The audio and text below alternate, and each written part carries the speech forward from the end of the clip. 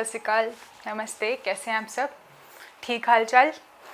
तो आज की वीडियो में बात करते हैं कि आईआईटी एग्ज़ाम के लिए कौन सी बुक्स पढ़नी चाहिए, कौन सी बुक्स को रेफरेंस हमें लेना चाहिए, कौन सी बुक्स को रेफ़र करें, किस तरीके से उनको रेफ़र करें, कैसे उनको स्टेप बाय स्टेप रेफ़र करें, कैसे उनको बाकी क्वेश्चंस के साथ थ्योरी को लिंक करें और आईआईटी एग्ज़ाम की तैयारी करें।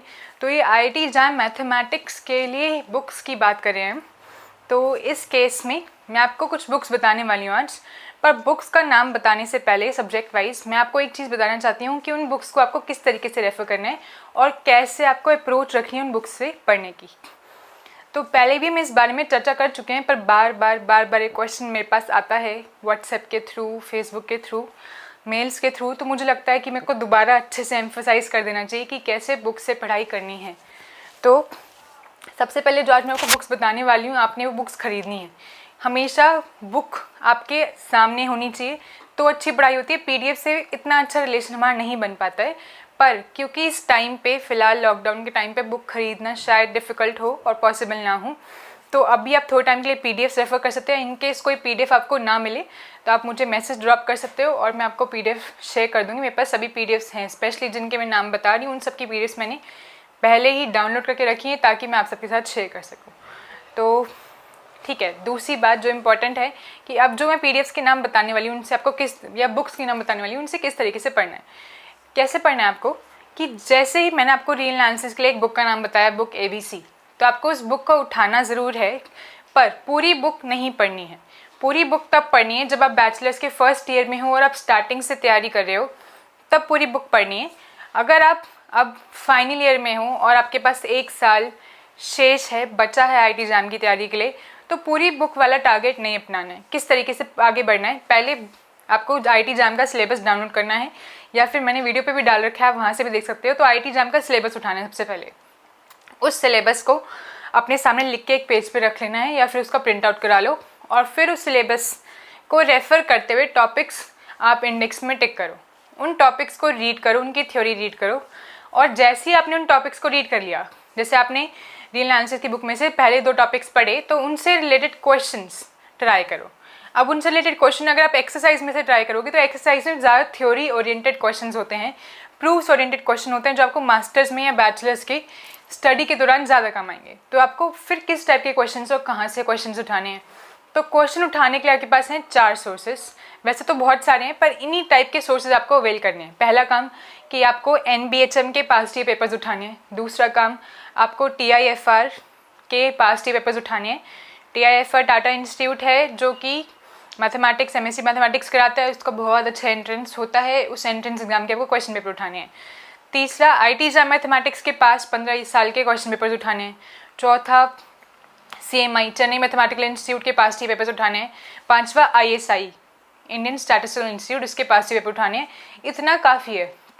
इतना भी ना हो ना, अगर आप स्टार्टिंग के 2 आईआईटी जैम और NBHM के उठा लो तब भी ठीक है, पर मैक्सिमम जिसको बहुत पढ़ने की चेष्टा, बहुत वो कि पढ़ना है, बहुत पढ़ना है, अच्छे से पढ़ना है, तो ये 5 पेपर उठाने हैं। इन 5 के पास 15 ईयर्स के पेपर्स डाउनलोड कर लो, ठीक है। बेशक प्रिंट आउट करा के रख लो और भी अच्छा है, पर अभी प्रिंट आउट कराने में कष्ट होगा तो फिर आप इनको अभी PDF की तरह यूज़ कर सकते हो। अपने लैपटॉप में एक फ़ोल्डर बना के रख लो, या फिर फ़ोन में एक स्पेशल फ़ोल्डर बना लो।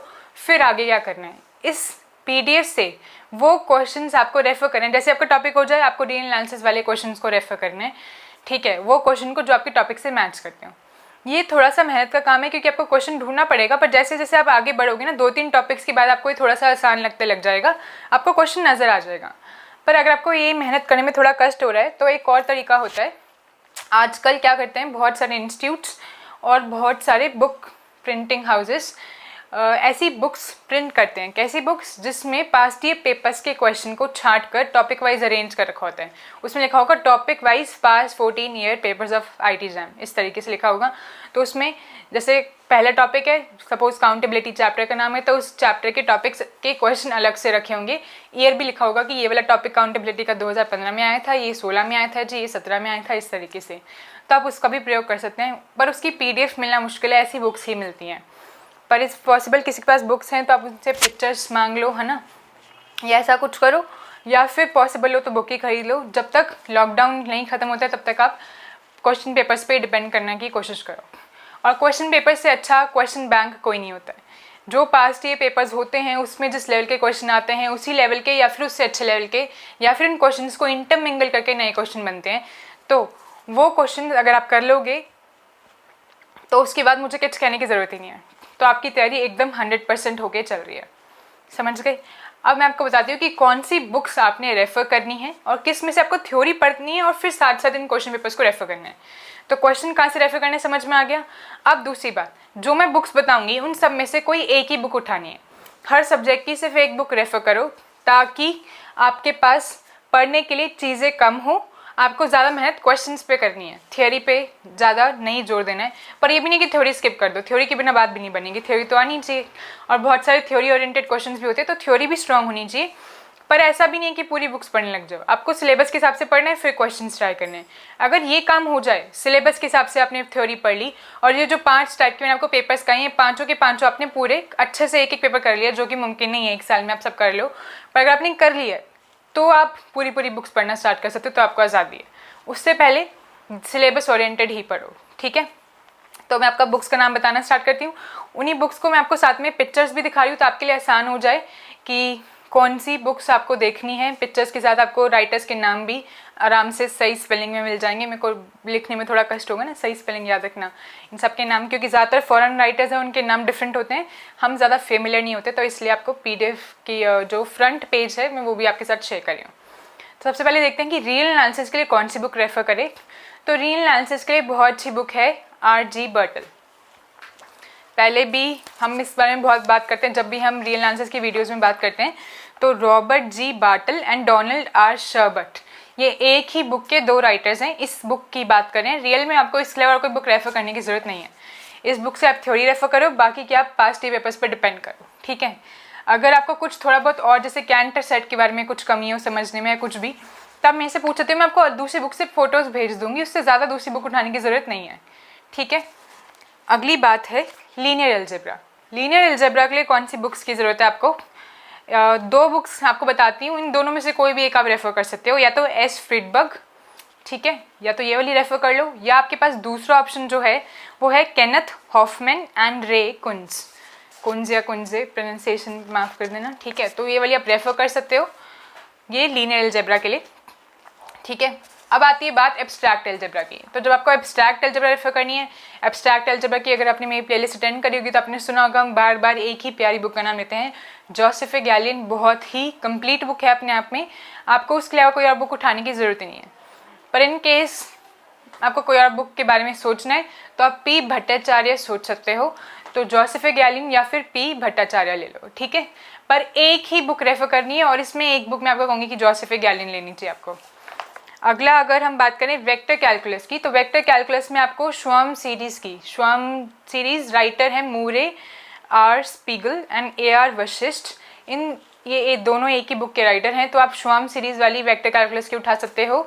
MJ स्ट्रॉस भी आती है, वो भी आप रेफर कर सकते हो, आपके हिसाब से है। पर वही बात है, वेक्टर कैलकुलस और इंटीग्रल कैलकुलस, बाकी तो इसमें क्वेश्चंस ही ज़्यादा होते हैं जिससे आपका वो कंसेप्ट बनता है, बाकी थ्योरम्स तो ज़्यादा नहीं है। स्टोक्स थ्योरम्स है, ग्रीन्स थ्योरम है, थोड़ा बहुत है कंसेप्ट डाइवर्जेंस, गर्ल ग्रेडियंट्स का। उसके बाद क्वेश्चंस पे ही आपको बिल्डअप करना है, तो इसके लिए आपको ज़्यादा क्वेश्चंस वाली बुक चाहिए होगी, तो श्वाम सीरीज़ में आपको बहुत क्वेश्चन मिल जाएंगे, तो आप वो रेफर कर सकते हो। इंटीग्रल कैलकुलस के लिए 2 बुक्स हैं, इसमें आपको 2 बुक्स रेफर करनी पड़ सकती हैं। एक तो इंटीग्रल कैलकुलस के लिए जो बेसिक इंटीग्रेशन है, वो क्लास 12 की बुक से इंटीग्रेशन रिवाइज करके आओ, सीरियस बात है, वहाँ के सारे फॉर्मूला और इंटीग्रेशन रिवाइज करो, वही बहुत बेस्ट सोर्स है। अगली बात, सारे ग्राफ्स रिवाइज करने के लिए और ग्राफ्स की नॉलेज के लिए प्ले विद ग्राफ्स एक बुक है बहुत ही अच्छी, अमित M. अग्रवाल हैं इनके राइटर, वो ज़रूर खरीद लो, उसे पढ़ लो, उसकी PDF भी अवेलेबल है, उसे यूज़ करो। फिर अब ये तो हमने उसका बेस बनाया है, अब अल्टीमेटली इंटीग्रल कैलकुलस प्रैक्टिस करने का क्या तरीका है, पास्ट ईयर से क्वेश्चन उठा के प्रैक्टिस करो, पर आपको कुछ सॉल्व क्वेश्चन भी चाहिए हो तो आप श्वाम सीरीज रेफर कर सकते हो। फिर से इनकी इंटीग्रल कैलकुलस पे भी बुक है, उसमें आपको बहुत सारे सॉल्व क्वेश्चन मिल जाएंगे, ताकि आपको थोड़ा सा प्रैक्टिस हो जाएगा कहीं पर आप अटको तो, ठीक है। अब एक और बात आगे बढ़ने से पहले बताना चाहूँगी कि जब भी आप कोई सॉल्व क्वेश्चन रेफर कर रहे हो तो क्वेश्चन रेफर करना है, उसका आंसर नहीं, पहले क्वेश्चन खुद सॉल्व करना है, बेशक जितना मुश्किल लगे। उसके बाद धक्का करो, 5-10 मिनट लगाओ, 15 मिनट लगाओ, उसके बाद भी क्वेश्चन ना हो तो आंसर देखना है। डायरेक्ट आंसर देखोगे वो क्वेश्चन पेपर में भी आएगा, आप सॉल्व नहीं कर पाओगे, गारंटी है। मैक्सिमम चांसेस हैं। तो ये बात है कि डायरेक्ट आंसर नहीं देखना है। आप मैथमेटिक्स पढ़ रहे हो, आप कुछ और थ्योरी ओरिएंटेड सब्जेक्ट नहीं पढ़ रहे हो, यहाँ पे स्पेशली आपको हर चीज़ को पहले खुद ट्राई करना है।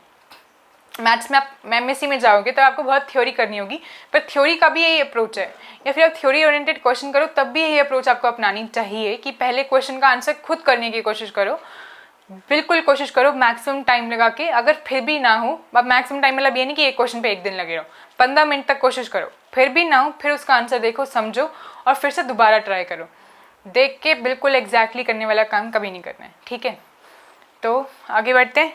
अगला है ऑर्डिनरी डिफरेंशियल इक्वेशन। इसके लिए भी अगर आपने मेरी वीडियोस देखी हो, मैंने पूरा कोर्स करवाया था इसका अनअकैडमी पर, तो उसमें आपने अगर वीडियोस देखी हो, फ्री हैं, सभी के लिए अवेलेबल है। स्पेशल क्लासेस इशिका अग्रवाल जो मेरा नाम है उसी नाम से आपको मिल जाएंगी। तो उसमें हमने एक ही बुक को ज़्यादा रेफर करने की कोशिश की है, वो है ordinary differential equation by MD Raisinghania. Ordinary differential equation and partial भी है उसमें, पर पार्शियल वाला हमें नहीं चाहिए IT एग्जाम के लिए, वो बाकी एग्जाम्स के लिए चाहिए होता है। जैसे कि अगर आपको MSc मैथमेटिक्स के लिए दूसरे एंट्रेंसेस देने हो, जैसे कि कोई और सेंट्रल यूनिवर्सिटी, पंजाब यूनिवर्सिटी हो गई, या फिर हैदराबाद यूनिवर्सिटी, या central university entrance exam CUSET देना हो, तो इन सब के लिए आपको वो चाहिए होता है। या फिर BHU बनारस हिंदू यूनिवर्सिटी का एग्जाम देना हो, पर हमें IT एग्जाम के लिए ऑर्डिनरी डिफरेंशियल इक्वेशन ही चाहिए, उसके लिए MD रायसिंघानिया आपको रेफर करनी है। MD रायसिंघानिया के अलावा, क्योंकि ये बहुत क्वेश्चन बेसिस हैं, इसमें थोड़ी बहुत गलतियाँ हैं, पर वो आपको पता लग जाएंगी करते करते, तो ऐसी कोई गलती नहीं कि आप कुछ गलत पढ़ लोगे। उसके अलावा अगर आप थोड़ा थ्योरी के लिए रेफर करना चाहते हो तो SL रॉस के इनिशियल कुछ चैप्टर्स रेफर कर सकते हो। SL रॉस का first part, advance ordinary differential equation पे नहीं जाना, स्टार्टिंग के कुछ चैप्टर्स रेफर आप कर सकते हो, ठीक है। तो ये तो हो गई वो बुक्स जो आपको रेफ़र करनी है IT एग्जाम के लिए, और आपको मैंने स्टार्टिंग से ही बता दिया है कि किस तरीके से रेफ़र करना है। कोई एक बुक उठानी है, उसको रेफ़र करना है, थ्योरी पढ़ते जाना है और साथ साथ में क्वेश्चंस ट्राई करते जाने हैं। कोई भी जना ऐसे मत करना। मेरे पास कल परसों किसी का मैसेज आया कि मैम मैं सारी थ्योरी कंप्लीट कर चुका हूँ, पर हमने एक IT एग्जाम का ग्रुप बना रखा है व्हाट्सएप पे, टेलीग्राम पे भी है, तो उसमें क्या कहते हो कि मैं सारी थ्योरी कंप्लीट कर चुका हूँ मैम, पर मैं जब क्वेश्चंस देखता हूँ ग्रुप में तो मेरे से होते नहीं है, क्योंकि सब आपस में क्वेश्चंस एक्सचेंज करते हैं एक दूसरे से सोल्यूशन पूछने के लिए। तो मैंने कहा कि ये तो आपने करा ही बहुत गलत है। मतलब थ्योरी आपको आती है, बहुत अच्छी बात है, अब आप क्वेश्चंस ट्राई करो, पर ऐसे ये अप्रोच सही नहीं है। पैरेलल लेके चलना है थ्योरी के साथ साथ क्वेश्चंस।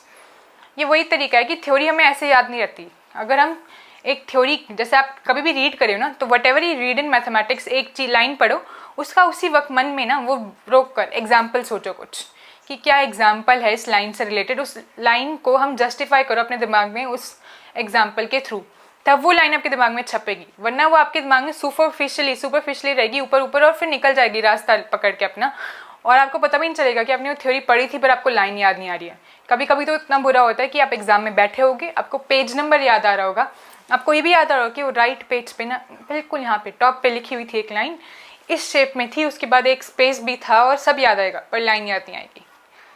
तो लाइन को एग्जाम्पल के साथ पढ़ो, उसके बाद एक बढ़िया सा क्वेश्चन लगा तो बात ही खत्म है, ठीक है। तो क्वेश्चंस को थ्योरी के साथ रखो, पैरेलल रखो, तब बात बनेगी। यही पढ़ने का तरीका है। ज़्यादा लोगों से पूछोगे, देखो अगर आपका और कोई तरीका तो वेलकम है, अपने तरीके से पढ़ो, पर अगर आपका तरीका नहीं है और आप किसी से पूछ रहे हो तो एक मेथड पकड़ो, उसे फॉलो करो।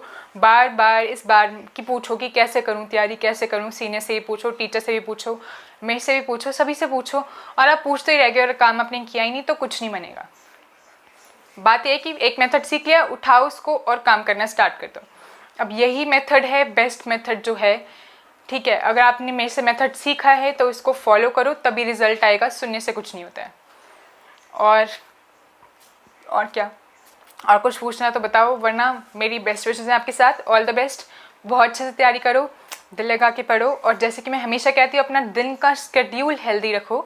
ऐसा नहीं कि पूरा दिन पढ़ते ही जाओ, थोड़ी सी एक्सरसाइज, अच्छा खाना, थोड़ा सा वॉक, थोड़ा सा अपना टाइम पास, हॉबीज़ के लिए टाइम रखो। ऐसे करके अपने दिन को डिवाइड करो और फिर पढ़ाई को मैक्सिमम टाइम दो। इस तरीके से अगर आप तैयारी करोगे तो आप लाइफ के लिए भी अच्छी तैयारी करोगे और IT एग्जाम के लिए भी, ठीक है। तो आप सब प्यारे तो हैं ही, तो I always have a lovely audience. It was really nice being with you. Thanks for watching. Siya, Trip Bohema is signing off. Bye bye.